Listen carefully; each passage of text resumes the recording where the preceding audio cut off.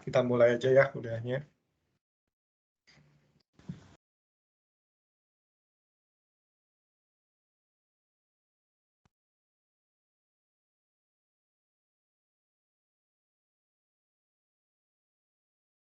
Nah, slide-nya udah kelihatan belum? Share screen-nya. Sudah, Pak. Sudah, Pak. Ya, jadi selamat pagi semuanya. Pagi ini kita akan kuliah statistika non-parametrik. Nah, sebelumnya ini jadi saya ini yang akan mengampu kuliah ini dari UTS sampai nanti terakhir UAS ya. Yang nama saya Bagus Arya Saputra, biasa dipanggil Arya. Nah, ruangan kantor saya itu ada di ruang jurnal Departemen Statistika. Jadi depan Himasta Undip gitu. Udah ada yang pernah ke Himasta Undip?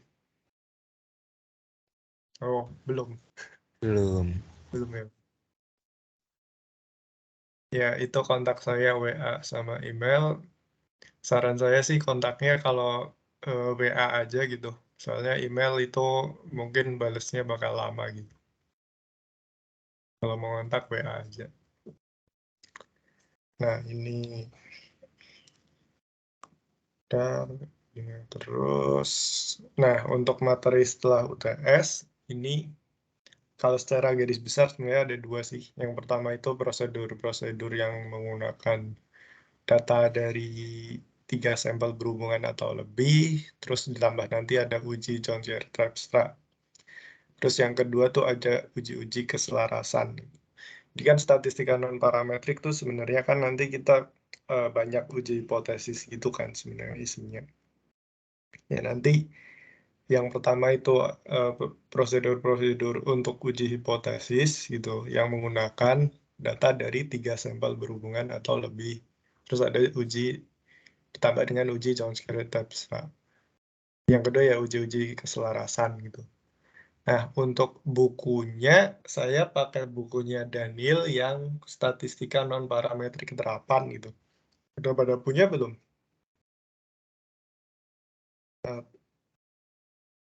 di awal dikasih nggak sih bukunya gitu, kayak e-booknya? Nggak tahu sih. Atau nggak, belum punya ya pada ya? Belum, Pak. Belum, Pak. Belum ya? Hmm. Sebenarnya di perpus sih emang ya. Ya udah nggak apa-apa sih.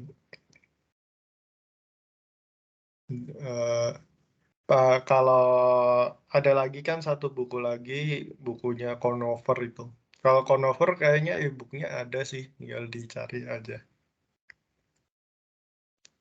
Tapi kalau referensi utamanya, saya pakai statistika non-parametrik terapan bukunya Daniel. Saya itu sebenarnya cari e-booknya susah banget sih, nggak dapat kalau yang bukunya Daniel ini. Ya, mungkin apa namanya, terbitan lama banget itu, 89. Jadi susah cari e-booknya sih. Tapi ya nggak apa-apa, pakai Conover juga ada juga materinya di situ. Nah, sampai sini ada yang mau tanyakan dulu tentang materi setelah UTS? Atau mau tanya apa dulu sebelum kita mulai kuliahnya?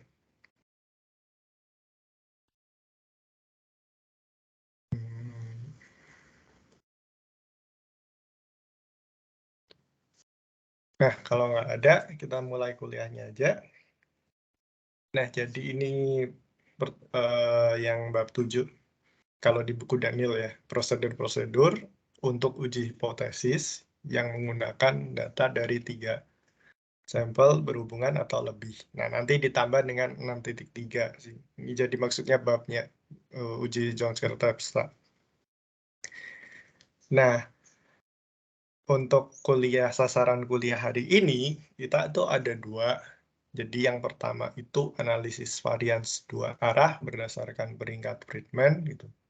Jadi ini menguji kesamaan 3 atau lebih perlakuan pada sampel box dengan sampel atau blok gitu dengan uji Friedman. Nah, terus yang 7.2 prosedur pembandingan berganda untuk digunakan setelah uji Friedman gitu. Nah, jadi ini sasaran kuliah kita hari ini ada 2.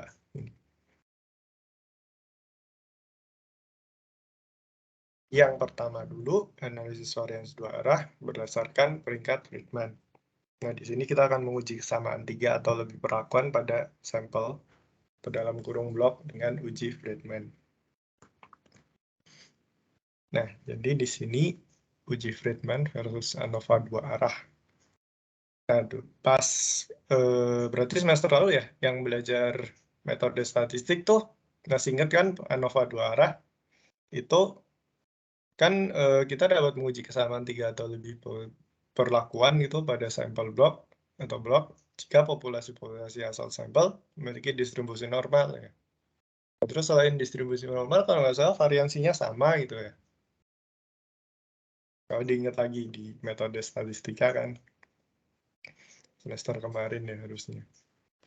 Nah, tetapi ada kalanya populasi-populasi asal sampel tuh tidak diketahui distribusinya gitu. Oleh karena itu diperlukan uji non-parametrik gitu kan.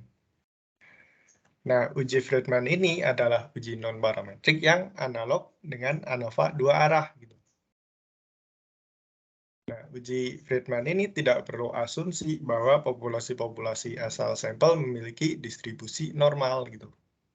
Nah, jadi kalau kita ragu dengan distribusi dari data yang kita punya, kita bisa menggunakan uji Friedman gitu.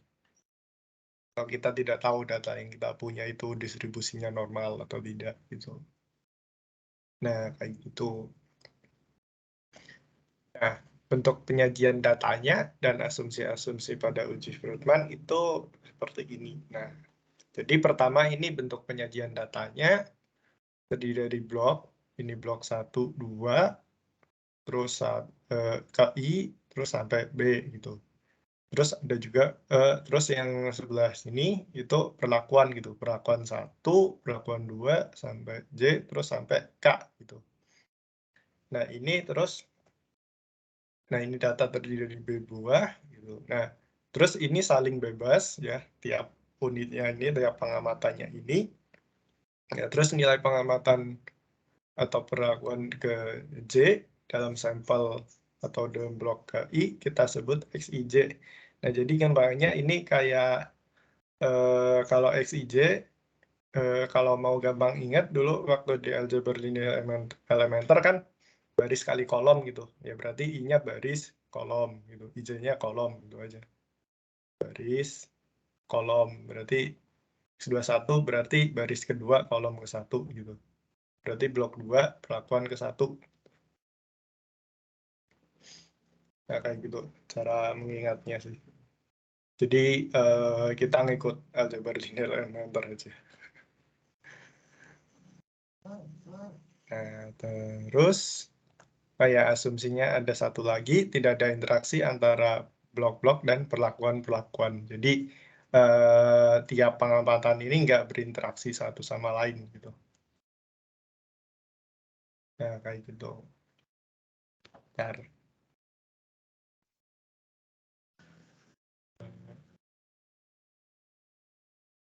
Oh, bentar aku share absen lagi ya.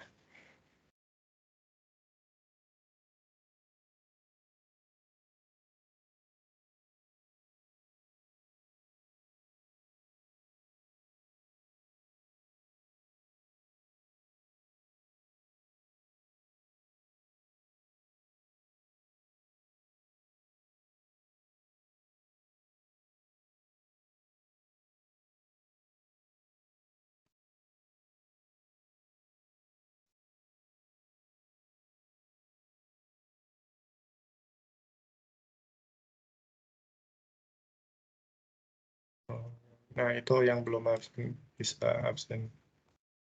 Sampai mana sampai sini. Nah, tadi, oh ya, tidak ada interaksi antara blok-blok dan perlakuan gitu ya. Nah, itu bentuk penyajian data sama asumsi-asumsinya. Nah, ini prosedurnya gimana? Nah, kayak gini cara ngujinya. Nah, yang pertama, hitung peringkat pada tiap blok gitu. Nah, jadi kayak gini. Waktu uji peringkat yang sebelum UTS kan udah dikasih tahu kan cara ngitung peringkatnya gimana. Nah, jadi blok 1 terus ke kanan ini dihitung peringkatnya gitu. Berapa misal ini yang kedua yang 1 gitu, terus yang ketiga mungkin 1, kedua gitu. Nah, dan seterusnya nanti blok 2 juga dihitung peringkatnya gitu sampai habis ke bawah gitu. Sampai B ini ya. Nah, habis dihitung peringkatnya, terus dijumlahkan peringkat pada tiap perlakuan gitu.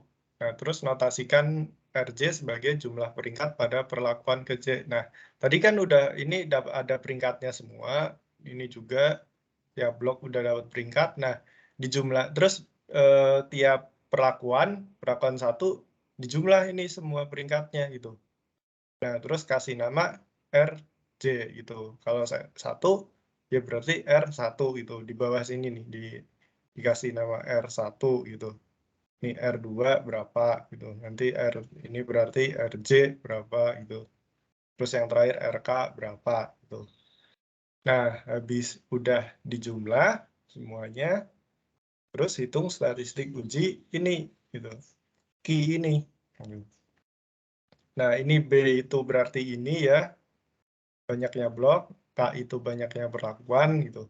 RJ itu berarti tadi yang nomor 2, kita akan jumlah peringkat pada tiap perlakuan, dan dikurangi 3B K plus 1. Nah, gitu. Itu statistik ujinya kita. Nah, terus kalau ada yang sama, bagi Ki dengan faktor koreksi 1 min sigma I sama dengan 1 sampai B. Ini TI pangkat 3 min TI. Dibagi BK dikali K kuadrat min 1. Nah, ini TI-nya dengan TI adalah banyaknya nilai pengamatan yang sama pada blok ke I. Tuh. Nah, kayak gitu. Ada yang mau tanyakan dulu sampai sini? Sebelum kita masuk ke contoh gitu. Atau belum contoh dulu ya. Ini dulu rumusan hipotesisnya.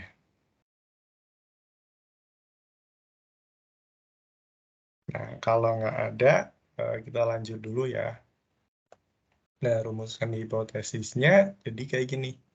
Nah, nolnya setiap perlakuan mempunyai nilai yang sama, jadi ini perlakuan 1 sampai K itu sama gitu. Hipotesis nolnya. Nah, untuk hipotesis alternatifnya, setidaknya ada satu perlakuan yang nilainya berbeda gitu. Ya, ini komplemennya ini kan. Gitu. Nah, terus tolak H0 pada taraf nyata alfa jika Ki yang tadi statistik uji yang kita hitung tuh lebih besar dari nilai tabel Ki kuadrat dengan derajat kebebasan K-1, dan terus ini taraf signifikansinya 1 min alfa. Kalau tabel Chi square gitu, Chi kuadrat di semua buku statistik pasti ada sih. Ini tabel yang pasti ada di tiap buku statistik. Nah, contoh ya ini. Nah, misal ini datanya gitu. Nah, jadi di sini dengan taraf nyata alfa sama dengan 0,1, periksa dengan uji Friedman apakah 3 metode penentuan nilai-nilai amilase serum pada pasien-pasien penderita pankreatitis berikut berbeda-beda. Nah, jadi kita mau periksa apakah 3 metode penentuan ini beda atau enggak gitu, atau sama aja gitu. Nah, kalau ini sumber datanya ini dari sini gitu, kalau mau dicari gitu. Nah, kita berarti langsung aja di gimana cara hitungnya. Langkah pertama tadi data kita diubah jadi peringkat-peringkat kan ya. Nah, berarti yang pertama spesimen 1 gitu. Spesimen 1 ini yang paling kecil yang 3020 210 kan ya. Nah, berarti kasih 1 gitu. Terus 4.000 kasih peringkat ke 2. Terus yang 6.120 kasih peringkat ke 3 gitu. Spesimen 2 juga sama, berarti yang 2 itu yang yang paling kecil berarti kan 1040 gitu. Terus yang selanjutnya 1600. Terus yang ketiga berarti 2410 gitu, 1, 2, 3. Nah, dan seterusnya, nah ini di 7 ya, di spesimen ke-7 itu ada data yang sama gitu.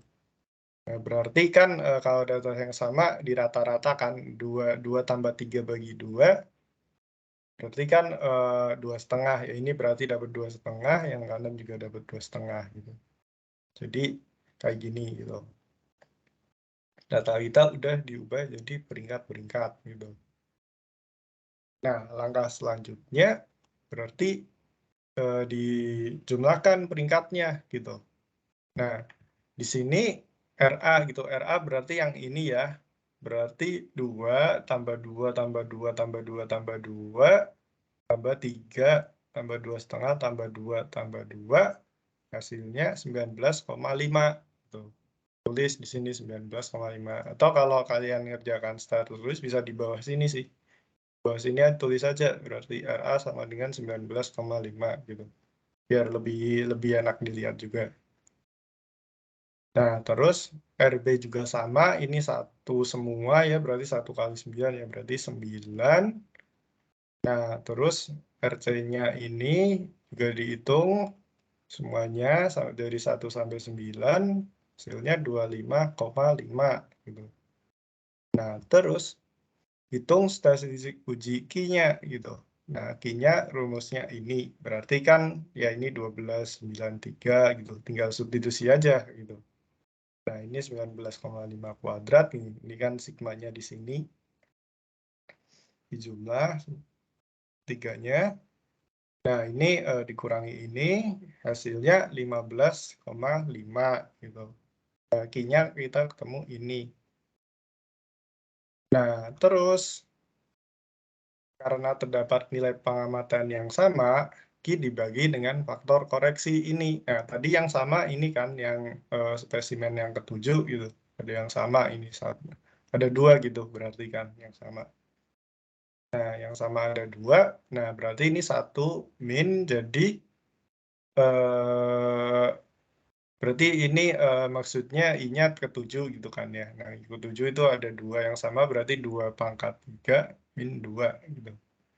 Yang dibagi ini, nah ketemunya sama dengan 0,9722. Nah, itu. Nah, terus ya ini dibagi dibagi ini 0,9722. Ya, ini sama dengan 15,94. Nah, terus berdasarkan tabel chi-square, chi kuadrat, peroleh nilai chi-square dengan derajat kebebasan 3-1 itu 2, dan ini taraf signifikansinya itu 0,9 ya, sama dengan 4,605. Nah, karena Q ini yang tadi, statistik uji yang udah dikoreksi gitu, itu lebih besar dari yang chi-square yang ini, chi kuadrat ini, maka H0 ditolak. Jadi, 3 metode penentuan nilai-nilai amilase serum pada pasien-pasien penderita pankreatitis berbeda-beda. Nah, sampai sini ada yang mau ditanyakan dulu? Atau aku kecepatan jelasinnya ya? Permisi Pak, izin bertanya. Ya. Itu tadi yang di pangkat 3, 2 itu 2-nya dari mana ya Pak? Nah, yang mana? Pangkat 3. Itu yang Ini. 2-nya dari mana ya Pak? Ini banyaknya yang sama. Nilai pengamatan yang sama. Oh iya, jadi kalau misalnya tadi di yang tabel itu ada lebih dari 1. Ini. Ya, kan tadi di situ cuma nomor 7 aja Pak yang Ya. yang sama gitu. Kalau misalnya ada lebih dari 1 yang punya peringkat sama gitu gimana? Oh ya, misal kita di spesimen 6 gitu, ada lagi ya, ada yang sama gitu. Nah, jadi misal ini spesimen 6, misal ya, kalau A sama C-nya sama, berarti 2,5 lagi kan ya. Nah, kalau kayak gitu, gini, berarti I-nya yang T6 pangkat 3 min T6 gitu. Nah, berarti yang di blok ke-6 ada berapa? Ada 2, ya berarti 2 pangkat 3 min 2. Nah, terus lanjut lagi ke I yang ke-7 gitu. I ke-7 juga sama di blok ke-7, kan ada 2 yang sama, ya berarti nanti ditambahkan dengan 2 pangkat 3 min 2 gitu. Jadi ini nanti jadi ditambah 2 pangkat 3 min 2 gitu. Jadi dijumlahkan. Kayak gitu, kalau ada yang sama. Oh, jadi digabung ke situ aja ya, Pak, penjumlahannya? Iya, kan ini kayak gini. Sama. Oh, oke, Jadi, Pak. ya. Nah, yang lain ada yang mau tanya lagi?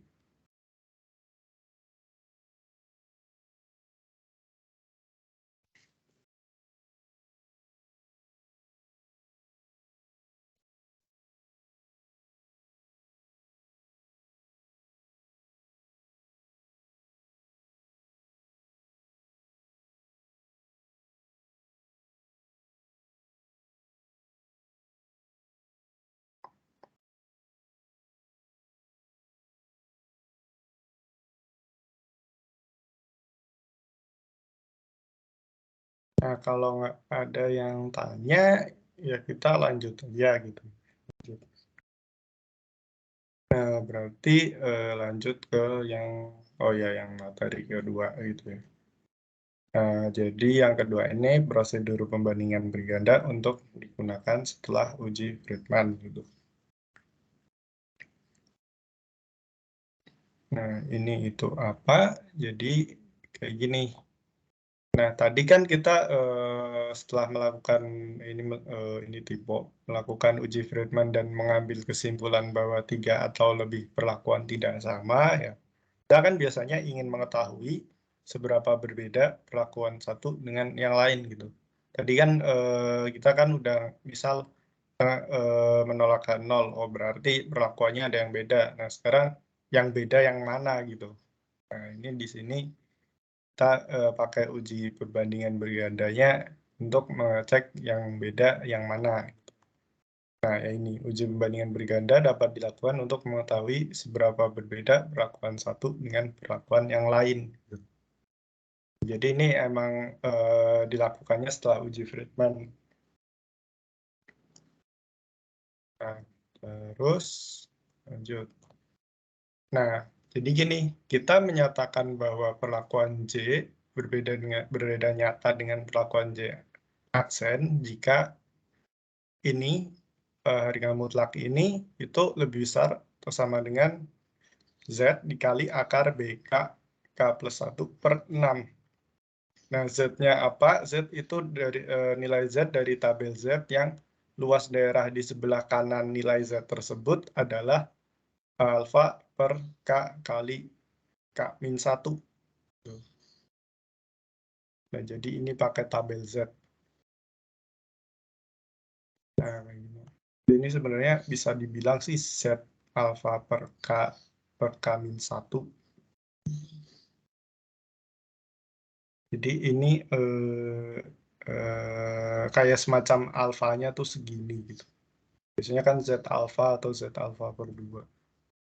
Nah, kalau ini alfanya khusus kayak gini alfanya. Jadi contohnya kayak gini. Nah, kita pakai contoh yang sebelumnya aja kan. Nah, kan pada contoh sebelumnya, kita mengambil kesimpulan bahwa 3 metode penentuan nilai-nilai amilase serum pada pasien-pasien penderita pankreatitis berbeda-beda. Berarti sekarang kita akan menguji seberapa berbeda metode satu dengan yang lain. Pertama-tama kita hitung ininya dulu. alfa per K kali K-1. Nah, ini sama dengan 0,0167. Nah, dari tabel Z, nilai Z yang luas di daerah di sebelah kanan nilai Z tersebut adalah 0,0167. Itu Z sama dengan 2,13 gitu. Nah, jadi cari nilai Z yang luas di sebelah kanannya itu segini gitu, 0,0167. Nah, jadi itu Z-nya ketemu 2,13 gitu dari tabel. Nah, udah ketemu Z-nya, berarti kita hitung ini tadi Z dikali akar BK K plus 1/6. Nah, ini sama dengan ini. Nah, ini kurang lebih hasilnya 9. Terus setelah dihitung. Nah, udah ketemu 9. Nah, sekarang kita bandingkan untuk tiap metode. Nah, jadi di sini yang pertama A sama B dulu. Berarti A dikurangi B dimutlakan sama dengan 10,5. Dan ini lebih besar sama dengan 9. Nah, terus yang kedua, dibandingkan A sama C, nah ini berarti ketemunya mutlaknya itu 6 gitu. Nah, ini kurang dari 9. Gitu. Nah, selanjutnya yang B sama C, ini 9 min 25,5. Hasilnya 16,5 dan ini lebih besar sama dengan 9. Gitu.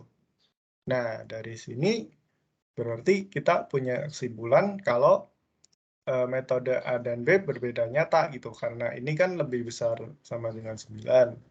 Nah, metode B dengan C juga berbeda nyata, berarti ini karena ini 16,5 itu lebih besar sama dengan 9 gitu. Nah, tetapi metode A dengan C tidak berbeda nyata gitu. Jadi kita nggak pakai uji ini, kita menyimpulkannya A sama C itu nggak beda gitu sebenarnya metodenya. Karena ini 6 kurang dari 9. Nah, sebenarnya bisa kalau dilihat kembali di tabelnya kan ya. Jadi tadi tabelnya itu kan, nah tabelnya itu kan kayak gini kan ya. Nah, jadi lewat yang pembandingan budi ganda tadi, kita bilang kalau A sama B itu beda. Tuh. Nah, ini kelihatan beda. Nah, terus B sama C itu beda gitu. Nah, tapi A sama C itu nggak beda gitu. Nah, sebenarnya lihatnya mungkin dari peringkatnya gitu. Lebih enak dilihat dari peringkatnya. Kalau B itu kan selalu 1 gitu. Nah, terus A itu 2, kalau nggak 2 ya 3, kalau nggak 2,5 gitu. Nah, berarti A sama B beda gitu. Jadi kelihatan beda gitu. Nah, terus sama juga dengan B sama C gitu. B-nya selalu 1, dan C-nya 3, 3, 3, 2, 2,5, 3, 3 gitu. Nah, jadi A sama B itu beda, B sama C juga berbeda. Nah, tapi yang A sama C itu ternyata setelah diuji nggak berbeda gitu. Nah, jadi ya di sini bisa dilihat kan, di sini ternyata ada 3 gitu, 3 sama 2, terus ada 2,5 itu ternyata yang bisa ngebuat metode A dan C itu menggunakan uji yang tadi, pembandingan berganda itu kita ngambil kesimpulannya jadi nggak beda gitu. Nah, jadi nggak gitu. Jadi bisa dilihat dari peringkatnya. Kita balik lagi ke tabelnya gitu. Tabel data yang udah diubah jadi peringkat. Nah, kayak gitu.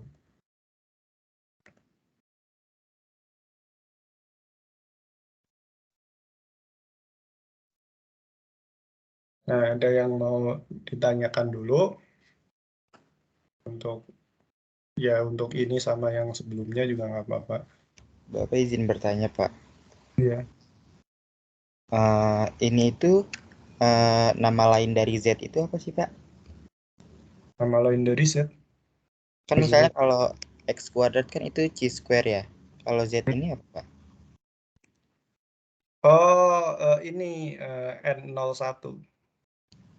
N01 normal 01 kan standar baku. Oh, terus aku mau nanya lagi yang ini kan 10,5 lebih besar sama dengan 9. Nah, 9-nya ini itu apa sih, Pak? Ini namanya ini ibaratnya kayak statistik uji kita gitu. Jadi ini aku nggak bilang statistik uji. Jadi gini, kan kalau kita balik ke sini ya, tadi kan, nah ini statistik uji kita kalau yang uji Friedman ya, Q itu. Nah nanti ini Q ini itu yang kita bandingkan sama nilai di tabel itu, tabel Chi kuadrat gitu. Nah karena dia lebih besar, berarti H0 ditolak gitu, kayak gitu. Nah di sini berarti si ini kan yang akan dibandingkan nanti untuk kita mengambil kesimpulan gitu. Nah, sama dengan yang tadi 9 ini. Mana? Nah, 9 yang ini kan ini yang akan dibandingkan dengan ini gitu. Jadi kita nanti ngambil kesimpulannya kalau di sini ya misal kasus A sama B itu, jadi kalau yang A sama B itu 10,5 itu lebih besar dari sama dengan 9 gitu. Nah, dari sini kita ambil kesimpulannya, oh berarti A sama B itu beda gitu. Jadi semacam kayak statistik uji sih ini sebenarnya. Jadi bisa dibilang bukan statistik uji sih, sebenarnya ini kayak nilai dari tabel Z tapi dimodifikasi gitu. Jadi ini nilai dalam tabel Z-nya, nah ini statistik uji kita gitu. Kalau mau dianalogikan gitu. Nah ini chi-square-nya, ini Q-nya gitu. Kayak gitu. Paham nggak kayak gitu? Kalau kita analogikan sama yang uji Friedman. Paham, Pak. Ini nilai kayak ini nilai tabelnya, ini statistik ujinya kayak gitu. Oke, Pak, Kalau paham. ya ya. Terus ini berarti kalau misalnya lebih dari dan kurang dari gitu, lebih dari itu udah ketetapan kalau memang dia itu berbeda. Kalau kurang dari itu udah pasti dia sama gitu ya, Pak. Ini kalau gini, jadi kalau lebih besar itu berarti beda. Nah, berarti kalau kurang dari ya itu tidak berbeda gitu. Nah, jadi kalau pakai uji ini kita ngomongnya A sama B itu berarti berbeda. Terus A sama C itu sama, B sama C itu berbeda. Nah, tapi pakai uji ini kayak gitu. Jadi untuk uji ini kita ngambil kesimpulannya ini. Nah, tapi jadi kalau pakai uji lain bisa aja A sama C itu beda gitu. Paham nggak? Jadi di statistik itu nggak ada yang benar-benar pasti sebenarnya gitu. Jadi tiap uji itu bisa beda kesimpulan kita gitu. Jadi nggak benar-benar fix kayak kamu ngitung apa itu penjumlahan apa gitu, aritmatika. Oke, baik, Pak. Bisa Udah dimengerti? jelas, Pak. Ya, Iya, Pak. Udah jelas. Terima kasih, Pak. ya.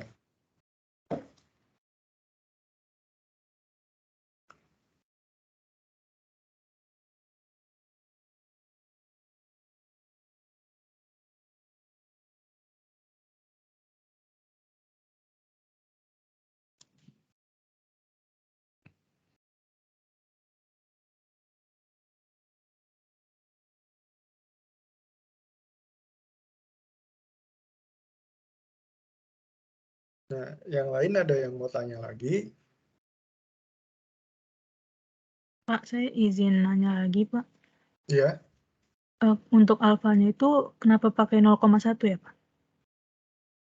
Oh, ini saya yang bikin sih maksudnya.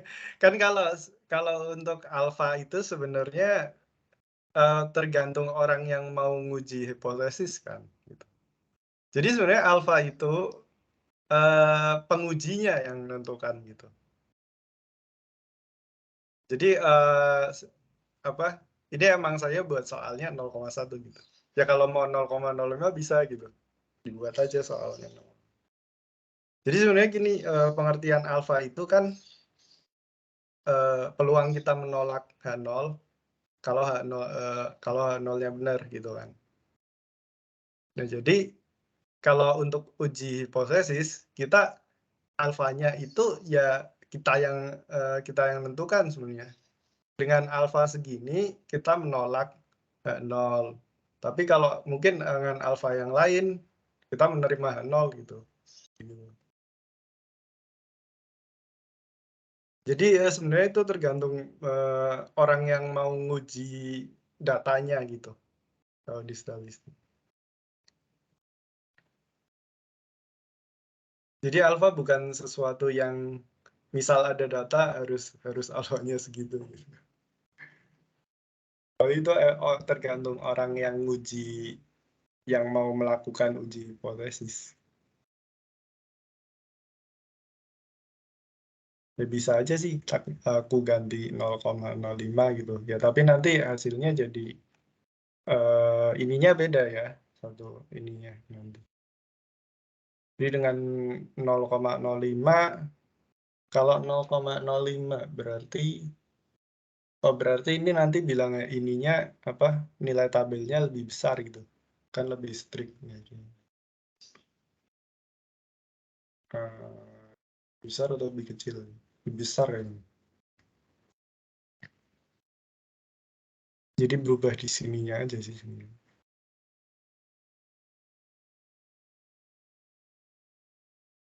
Jadi alfa itu sebenarnya bukan sesuatu yang muncul dari data gitu. Tapi kita yang kalau dalam uji hipotesis itu kita yang ngomong kayak gitu. Jadi saya menolak H0 dengan taraf signifikan ini gitu.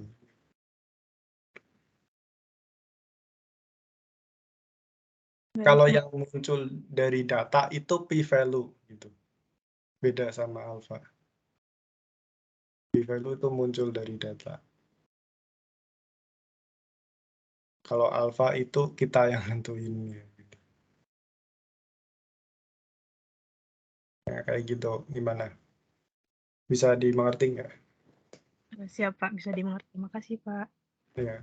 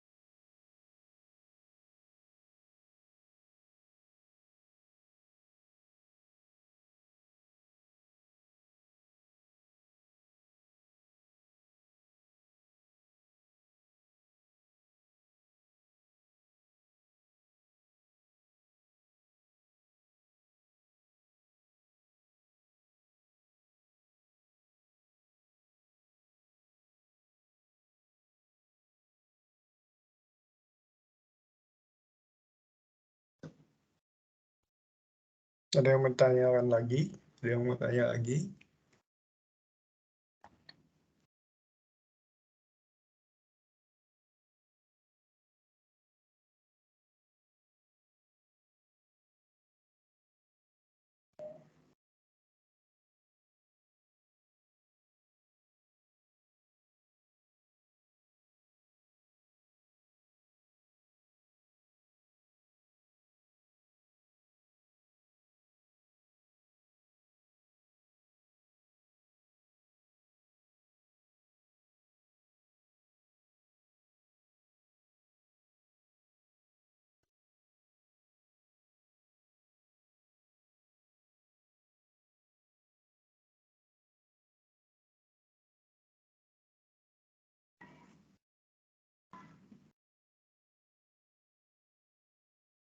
Belum ada, Pak.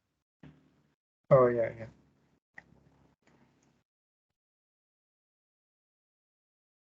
Ya, kalau nggak ada, ini berarti, nah ini tugasnya karena proporsi nilai tugasnya tuh 50%, jadi emang nanti kita tiap pertemuan bakal ada kayak gini, ada tugas. Tugasnya satu nomor aja sih. Ya, jadi ini dikerjakan tertulis, ya kayak tadi yang dicontoh kayak gitu caranya kerjakannya. Nah, terus bandingkan hasilnya dengan software R. Nah, ini eh, kalau ini sebenarnya cukup tuliskan nilai P-nya aja sih. Di sini kan soalnya di sini ada pertanyaan tentukan nilai P gitu. Nah, nilai P itu yang dicarinya dari software gitu. Ya, kita manual bisa, tapi hanya memperkirakan nilai P hanya bisa kalau manual. Jadi di sini emang pakai R-nya untuk menuliskan nilai P. Nah, jadi dikerjakannya ini secara tertulis. Nah, nanti ini dimasukkan ke software R, kalian dapat nilai P gitu. Nilai P-nya yang ditaruh di jawaban kalian nanti pas dikumpulin. Nah, gitu. Nah, ini ada yang mau ditanyakan dulu tugasnya. Dikerjakannya tertulis gitu.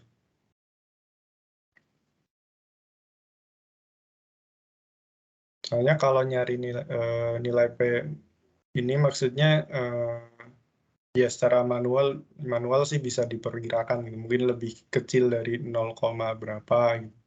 Tapi kalau di software kan udah langsung kelihatan gitu nilai p-value berapa sama dengan berapa. Dan jadi ini R-nya ini untuk mencari p-value-nya gitu.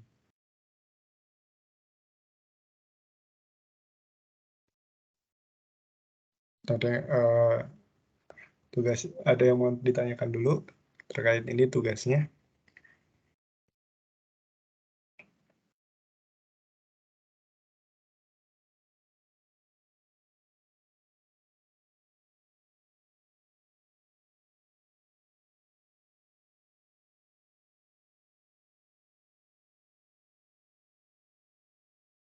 Pak, saya izin bertanya, Pak. Hmm. Berarti ini yang kita kerjain biasanya itu buat nyari perbedaan efek-efeknya dulu ya. Terus untuk kalau nyari P-nya itu menggunakan R. Iya, iya. Kalau di sini yang dikerjakan dulu yaitu yang uji Friedman-nya dulu ini. Ini kan uji Friedman-nya dulu. Nah, terus nanti baru nyari p-value-nya pakai R-nya. Oke, terima kasih banyak, Pak. Ya.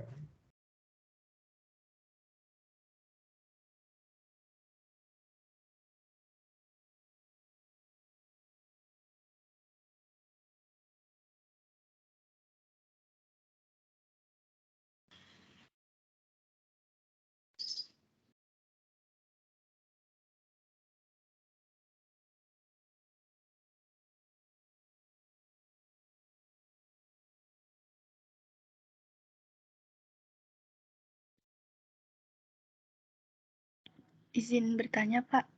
Ya. Berarti ini ditulis tangan. Terus kemudian yang hasil dari software R-nya bagaimana, Pak?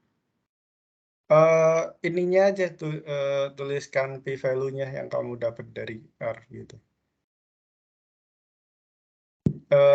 Maksudnya outputnya nggak perlu gitu. Kan ini perlu untuk menjawab tentukan nilai P kan.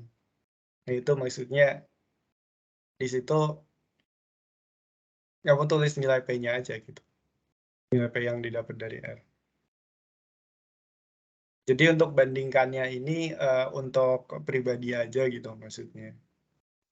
Yang ditulis ya yang kayak contoh tadi, plus nilai P-nya gitu untuk jawab pertanyaan ini. Tentukan nilai P untuk uji ini. Oke, baik Pak. Terima kasih.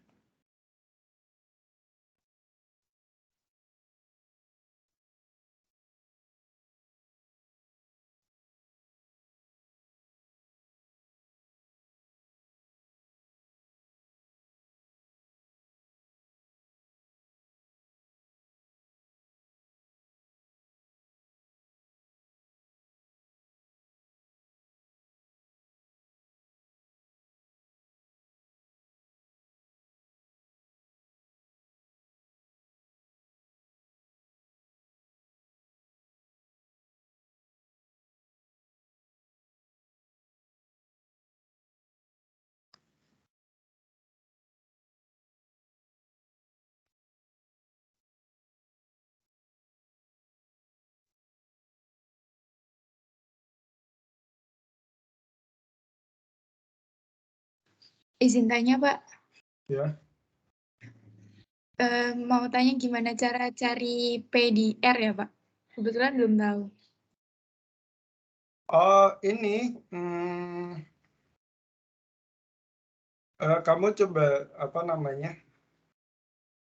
Langsung lakukan uji Friedman-nya aja.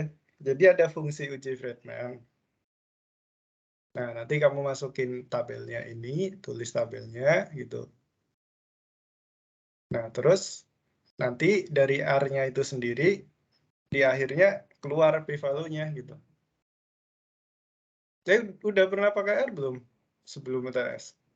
Katanya ada asistensi udah. Apa gimana itu? Kebetulan untuk yang R belum diajarin, Pak. Oh, belum ya. Bentar. Komputasi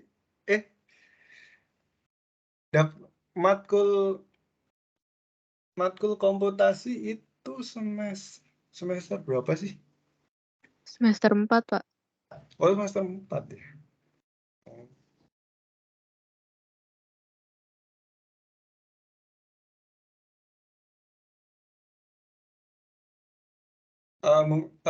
Gini aja, bisa tanya asisten aja sih. Asisten untuk kelas A siapa? Harusnya dia udah, seharusnya kan satu tingkat di atas kalian. Untuk kelas A kan ya.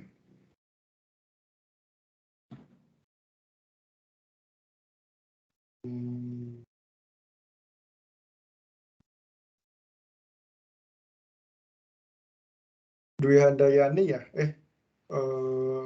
Oh, Iya, Pak, Kak Dwi. Iya, Pak. ya, tanya ke Kak Dwi aja.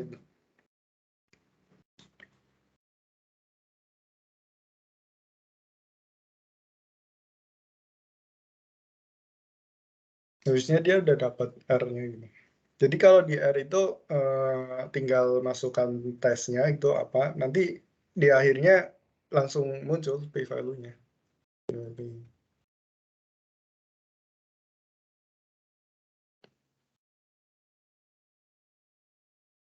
Kalau R-nya sih ya bisa di-download aja sih. Itu kan open source.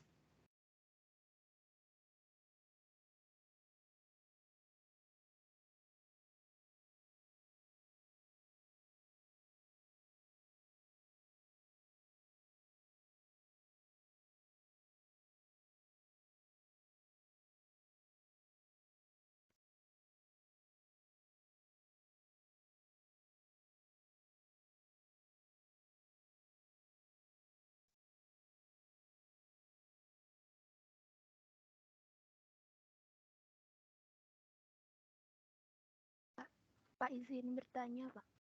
Iya. Itu nanti nih p-value yang dari R itu bisa dibandingin dengan hasil statistik uji yang kita cari secara manual.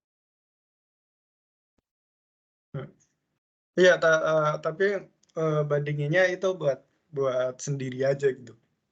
Jadi yang dituliskan nanti di jawabannya cukup nilai P-nya aja berapa gitu. Oke, baik, Jadi Pak. kalau outputnya nggak perlu dituliskan ke jawaban untuk dikumpulkan gitu. Terima kasih, Pak.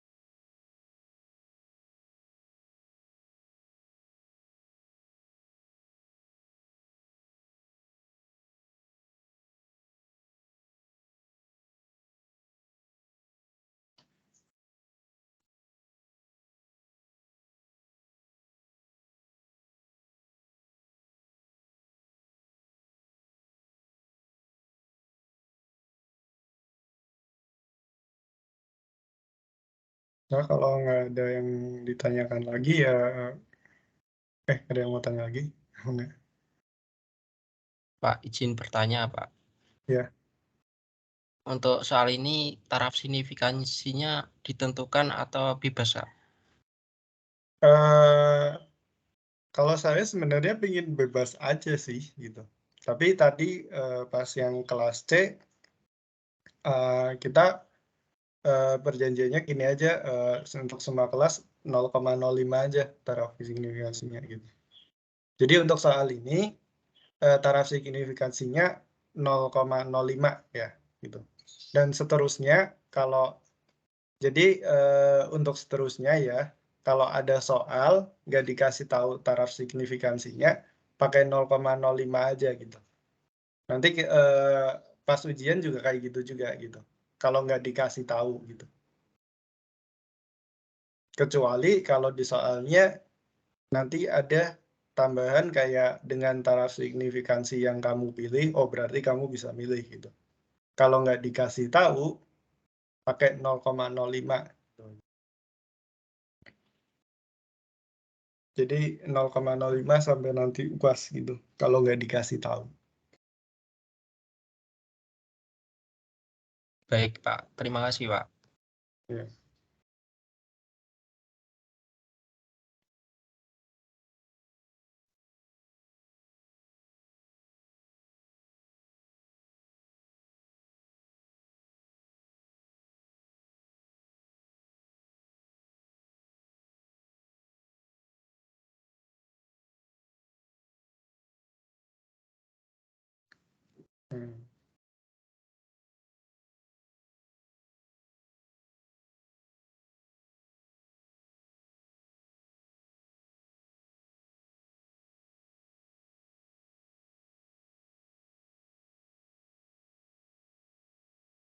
Nah, kalau nggak ada yang tanya lagi, ya kuliah untuk pagi hari ini kita cukupkan ya. Terima kasih semuanya. Wassalamualaikum warahmatullahi wabarakatuh.